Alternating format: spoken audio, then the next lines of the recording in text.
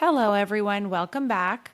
I'm your host, Kimberly Lovi. And if you are new, welcome. And if you are an OG, thank you for tuning back in. Today, we're going to talk about the gift of struggle. So, why the hard times are the key to growth. Now, we often view hard times as something to avoid, but what if those are the exact things that we need for our true growth? And as you guys know, this podcast is all about leveling up and us reaching our highest and best selves. That's the mission of my life, is to help you, me, everyone around us truly get inspired to achieve their best version of themselves, because let's face it, the world definitely needs it. So the highlights that we're going to discuss today are personal growth, resilience, and how challenges shape our character. So, look, nobody here in this life can escape challenges. That's just the reality. Whether it's in your personal life, your professional life, or emotional realms of your life. And I feel like society often portrays hardship as something negative and something to be avoided, which is just absolutely not realistic. And it just leads us to have this false pretense of what to expect in life. Now, I want to kind of walk you guys through some stories of failure or hardship that ended up being stories of greatness. So I can draw from so many different examples, from Abraham Lincoln, Oprah Winfrey, Steve Jobs, and so on. But today I want to remind you of J.K. Rowling's story. And she, as you guys may well know, wrote this sweet little book called Harry Potter. By the way, if you have not been to Universal Studios, the result of her book has led to a massive empire, and you can walk around through Harry Potter world and spoil your kids rotten and entertain them while they get their invisibility cloaks and their wands and all kinds of fun stuff. And as I think about that, it's really striking to think through the paradox between the empire that she created and this magical world that has become so paramount to all of our lives in terms of just exploration and depth of imagination and transformation and transporting us to a totally different place. And it's all because of this woman that went through some really hard stuff. Now, when she was young, her mother, who she was very close with, passed away at age 45 from multiple sclerosis. And she packed up her bags, moved to Portugal, and fell in love with someone, had a miscarriage while she was living with her partner's family. Then she got pregnant again with her daughter, Jessica. After she got married, she found, unfortunately, that she was with somebody that was abusive. So she had to stormtroop back into that home and take her daughter back, all the while crafting and drafting the first 3 chapters of what we now know to be Harry Potter. Now, Harry Potter, that book, the initial book, was actually rejected multiple times. Okay. And she basically said that she was as close to poverty as you could be when she was back in the UK. So she was certainly struggling, to say the least, having gone through the loss of her mother, having to deal with the loss of a miscarriage, as many of us know how devastating that can be, dealing with an abusive husband and living with him and having to relinquish control of her daughter, which I can't even imagine what that must have been like. Then being rejected over and over and over for your dream project. I mean, it's just truly unbelievable. And gosh, I wish I could sit down with her and have a chat and really hear about her struggles, not so much her successes, but really what that must have been like and how she was able to preserve her resilience. But just imagine if she quit. Imagine if she decided to settle and just take another apprenticeship, take another job. I mean, imagine what a loss that would be for the world. And I think just really thinking about the impact that one person's resilience made on this planet is just absolutely mind-blowing and remarkable. There's so many examples of people that are successful and they got there by failing. And I know in a couple episodes back, I talked about failing your way forward. And that's just something that I think is not talked about enough.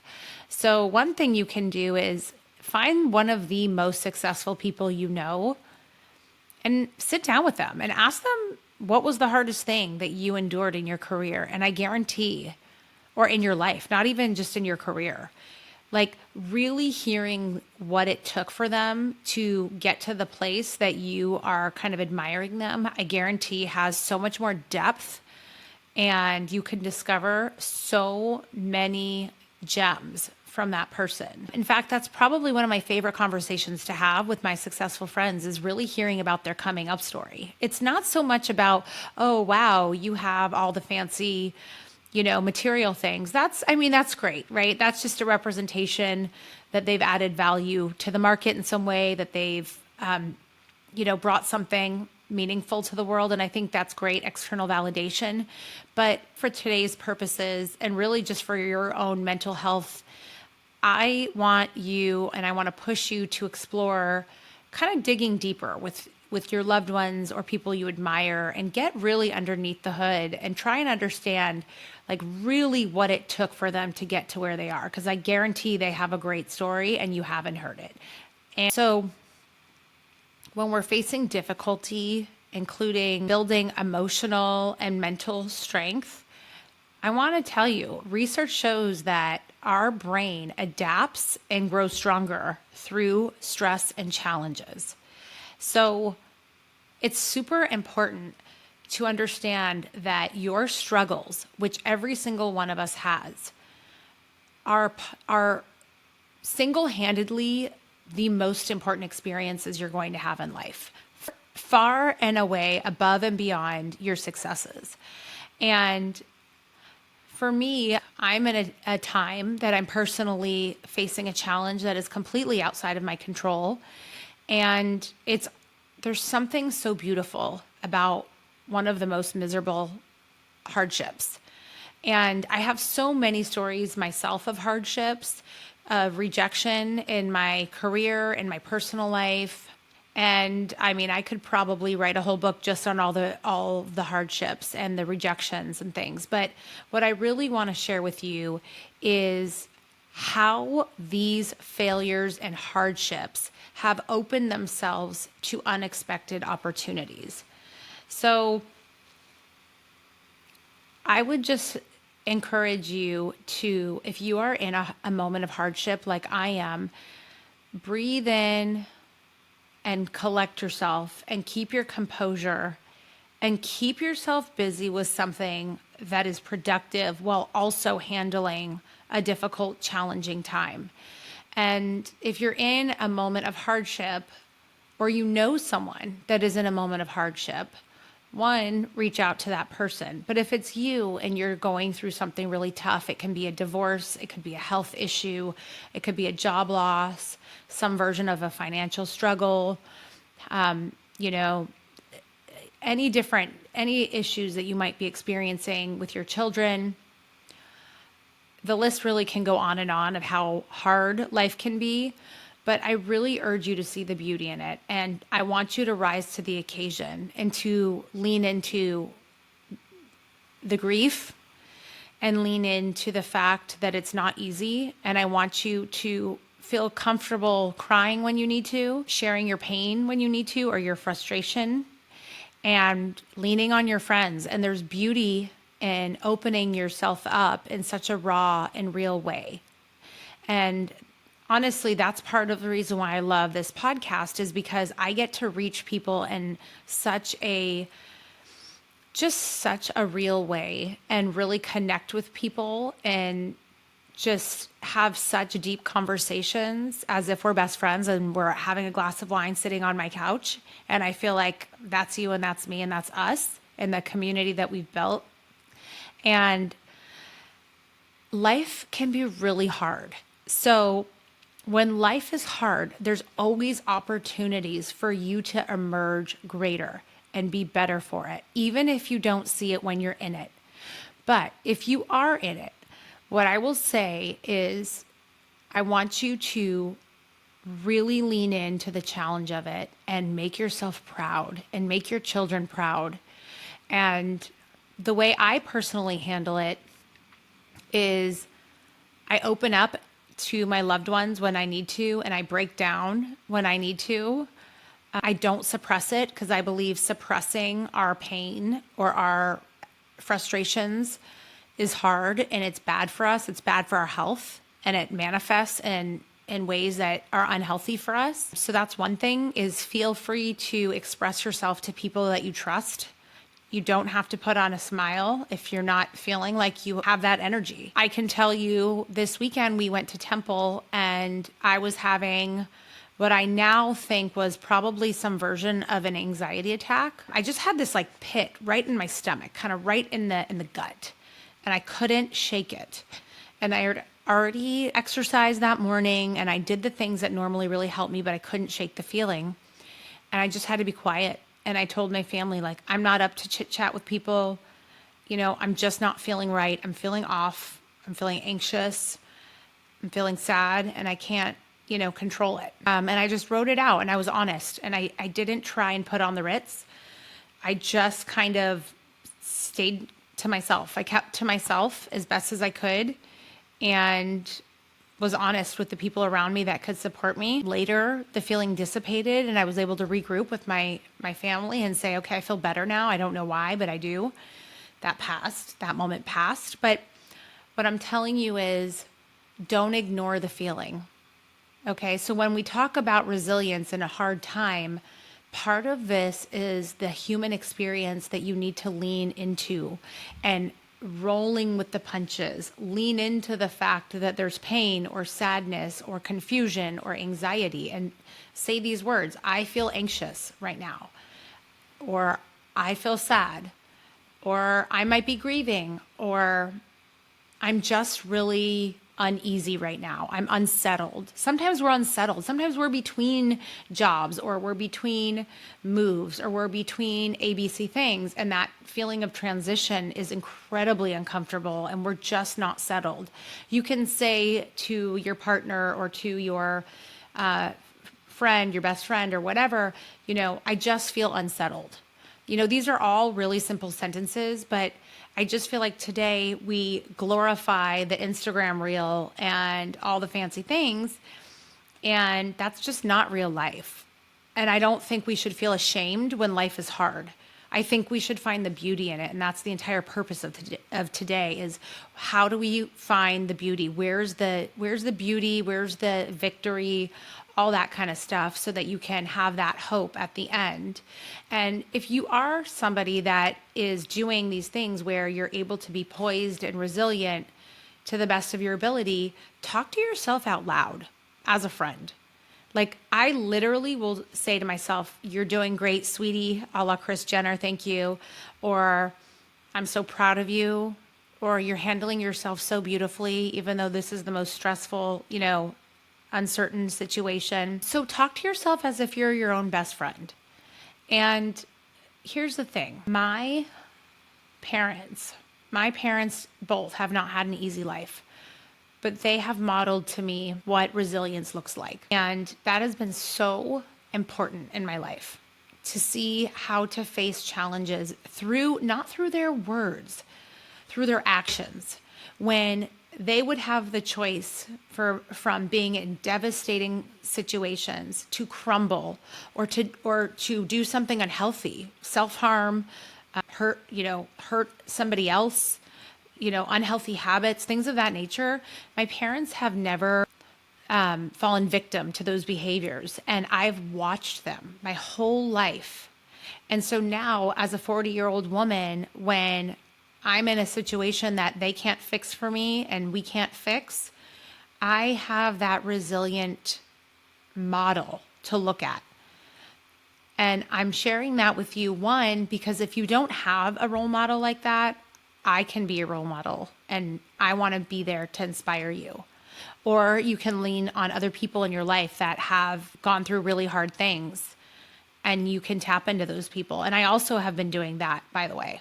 It's incredibly helpful. Sometimes things are so crazy, you just have to laugh. So, having a laugh, right? Those kinds of things. So there's so many different ways to cope, and there's not a right or wrong. But I do think that modeling resilience goes such a long way when you have little eyes looking at you. And it is so important that you recognize, if you are a parent, or you are an older sibling, or you are somebody that's a leader at work, that people look to you to see your reaction. Let's talk about why these struggles matter. These struggles matter because they give you a gift at the end. They give you clarity on things in your life that you otherwise would not know about. You would live your life differently if it weren't for your hardships. You would be very vapid, surface level, not as much depth, not as much humanity and connection to others that have experienced hardships. And it really helps you to reevaluate your priorities and discover what truly matters in life.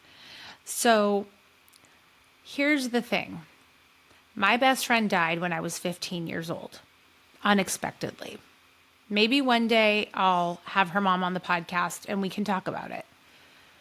It took me about 25 years to be able to remember so many memories that I'd blocked out because I was so traumatized. And I went through a good 5-year period that I was completely off the rails, lost, and just in a bad way. And it just was because I didn't have the tools to cope. And it honestly crushed me. It crushed me. It crushed life as I knew it, as I understood it. But it pushed me. It pushed me in my spiritual journey to say what else matters in life beyond what we see. What is the meaning and the purpose? It forced me to really get clear on my spirituality and have just a whole different dimension. Like I always call it like the fourth dimension. And that's for me in my context. It really added like the deep, deep, deep pain that I experienced. And it still hurts, by the way. It changed my whole life. And I'm so grateful for that because it made me so much more relatable. It made me really reprioritize things in my life. And it helped me get so clear on what's truly important.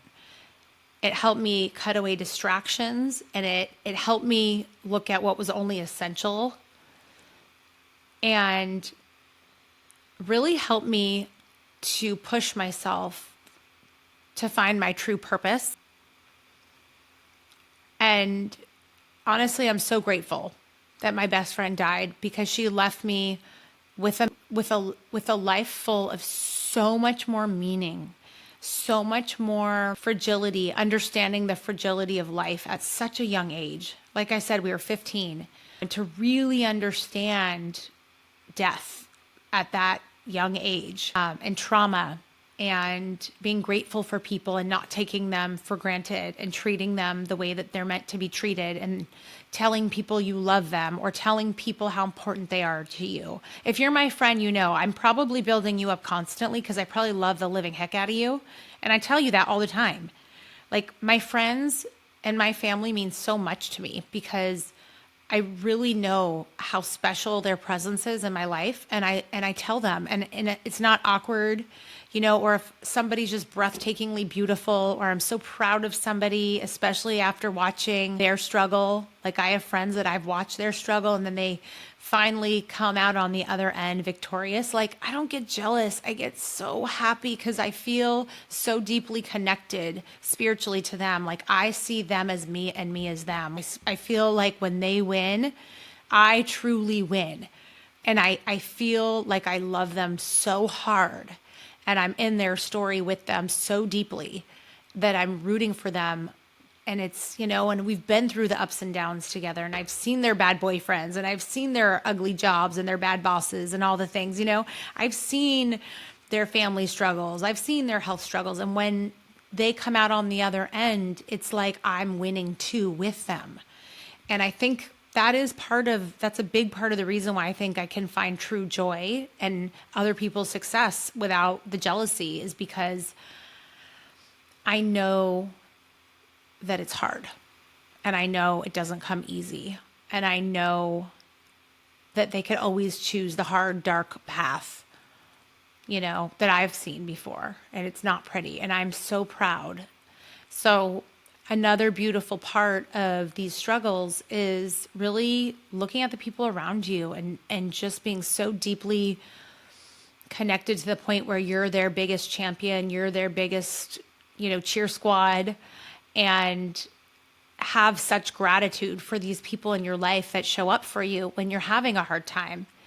And that pushes you, and you need to pay that forward.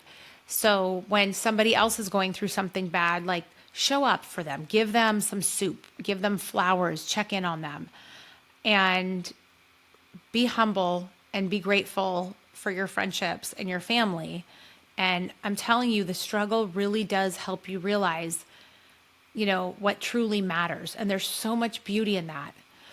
And here's the other thing. I think instead of having this in your mind of, why is this happening to me? Think of it as, what is this teaching me? What is this giving me? What is this challenge for me? How can I cultivate gratitude in this moment for something that is happening that is so far out of my control? And really peel back those hidden benefits. And what is this building in your character? What are you showing the world you're made out of? It's making you more resilient for the next challenge. It's showing the people around you how to be strong. You're inspiring to people. And there's so many hidden benefits. And this is all stuff that prepares you for future success. For example, once you have gone through something really, really hard, you are so much better prepared for whatever that next endeavor is. If you're going to build a business, if you are trying something new and different, when you fail or it gets hard, you learn how to rebound so much faster, and it's like a muscle. I'm going to share a little anecdote that my father taught my sister and I from a very young age, and it's something I have applied to my life, my whole life, and it's a metaphor for life. And he basically, when we're 5, 6 years old, he takes us hiking up a mountain nearby, and he says, girls, keep climbing, and we're getting tired, and we're climbing, and we're tired, and we're little, and I trip and I fall. And I look at my dad and I start crying because I scrape my knee, and I start crying, and he looks at me and I look at him like, save me. And he goes, it's okay, honey. Pick yourself up, brush yourself off, and keep on climbing till you get to the top. And that has been one of my North Star, most important mantras in my life.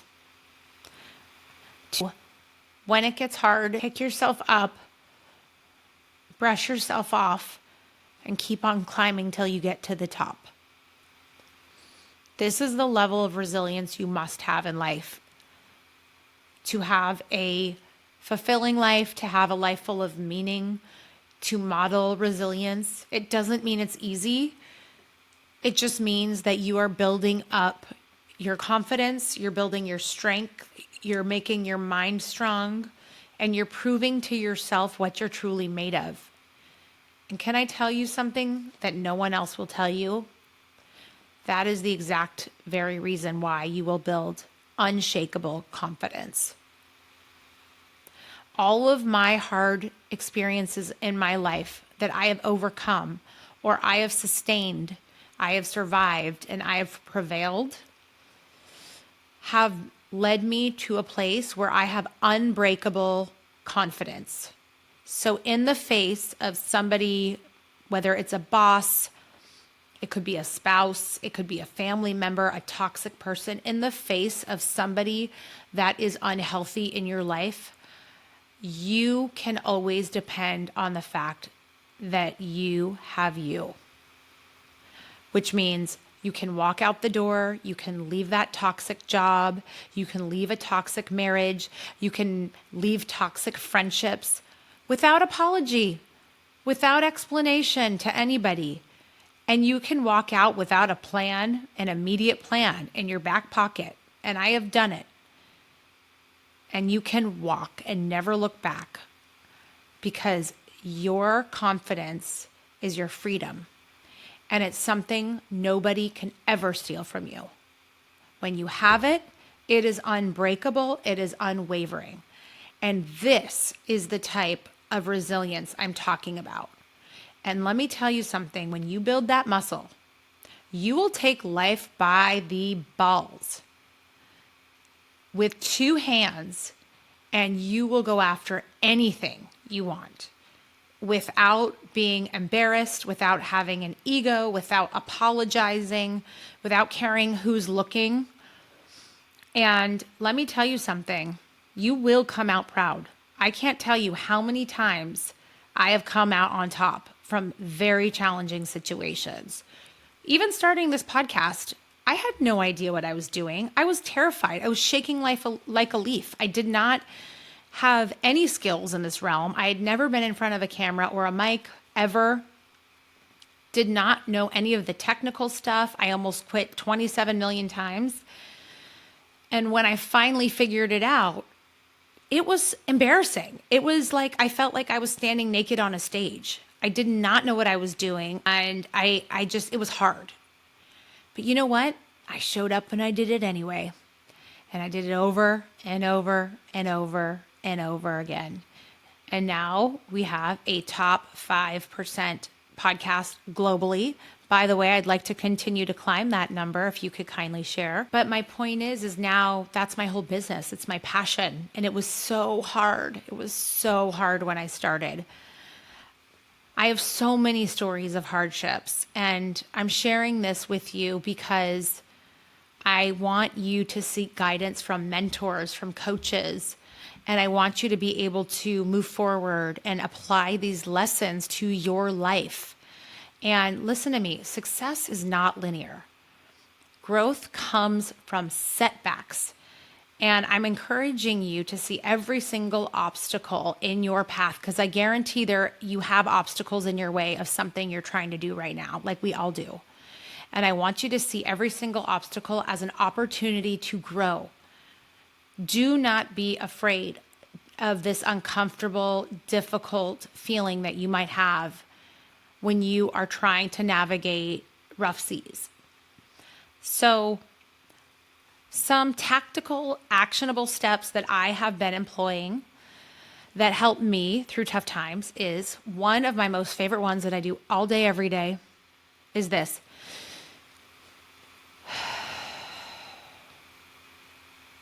I take a deep breath,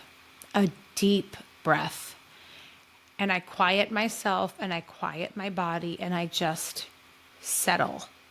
And I will say to myself, settle. Now, look, I'm not big into yoga or meditation or any of that formal stuff, but I actually think it is probably a form of meditation. But I settle myself. I regroup. It's almost like I put myself on an adult timeout. Sometimes I've got 3 kids screaming at me, you guys. I got an 8, 7, and 2-year-old. There's a lot of noise, you know. It's hard to settle. But sometimes I'll go in my closet for, a minute or 30 seconds or 20 seconds, and I will just...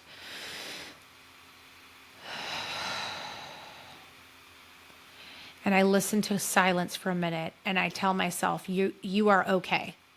You're okay. Just settle. And I just regroup myself. So that's one thing I do. And look, I know there's breathing treatments out there. There's all kinds of prescriptive things you can do to do these advanced tactics. I'm just telling you what I do. It's not something formal. It's just what works. Another thing I do is I really maintain healthy routines. So specifically, I do 3 things. Number 1, sleep. I go to sleep early. I really go to sleep early and I get up early. Super important. Number 2, I exercise. When you have that stuck, anxious energy, move your body. I know you're saying, ugh, I hate it when people tell me this. I know. then find something fun. For me, it's tennis. You can play pickleball. You can go on a leisurely walk and listen to my next podcast. I'm here for you. Binge listen. Nothing bad about it. 20 minutes. All you need is 20 minutes. Move your body. I'm telling you, you will find clarity when you move your body. The third thing I do is I hydrate. I keep my bottle of water right here, and I put a lot of ice in my hydro flask, not an ad, and I drink a whole lot of ice cold water.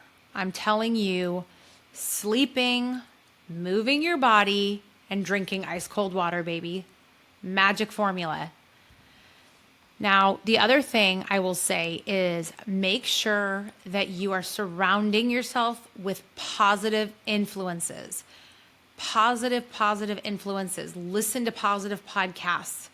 Hang around with positive people. Don't watch the scary news, or as I call it, the bad news. Don't start delving into other people's problems when you are just in a self-maintenance period. Focus on positivity. Focus on good energy. Stay away from the toxic people. Really self-preserve in these moments. And practice self-compassion.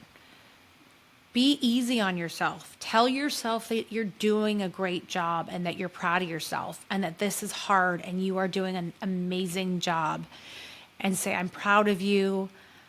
And just come up with a couple positive mantras that you can say. Now, here's our final thought. Hard times do not define us. Rather, they reveal exactly who we are and help us become who we are meant to be. And I know that. I know that that is so true. It's not fabricated.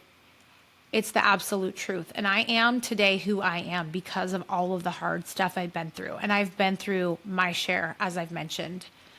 Okay? So I invite you to reflect on your own challenges and share your stories with me on social media, or you can email me or DM me. Let me know if this helped you in any way, shape, or form. Or again, send this along to someone that you know will benefit. Share it with them. They might just need that extra dose of positivity. You really don't know what other people are going through. So thank you so much for listening. I'm super excited that we were able to have this deep conversation.